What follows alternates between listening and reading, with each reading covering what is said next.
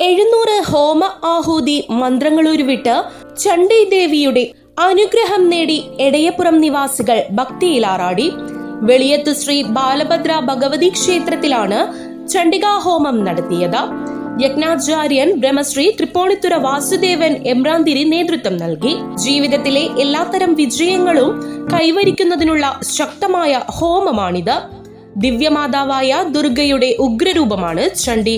പ്രപഞ്ചത്തിന്റെ മുഴുവൻ സൃഷ്ടിയും നിലനിൽപ്പും സംഹാരവും അവളാണ് ഭരിക്കുന്നത്. 28 ദ്രവ്യങ്ങൾ ചേർത്തുണ്ടാക്കിയ പായസം മഹാലക്ഷ്മി, മഹാസരസ്വതി, മഹാകാളി എന്നിവർക്കായി ഹോമിച്ചാണ് യജ്ഞം സമാപിച്ചത്. ഇതോടനുബന്ധിച്ച് കന്യകാപൂജ, സുഹസാനി പൂജ, ദമ്പതി പൂജ, കലശപൂജ, കലശാഭിഷേകം, പ്രസാദ ഊട്ട് എന്നിവയും നടന്നു. ക്ഷേത്രം ഭാരവാഹികളായ VP ദിലീപൻ, VP പ്രമോദ് എന്നിവർ നേതൃത്വം നൽകി. Power news bureau, Aluva.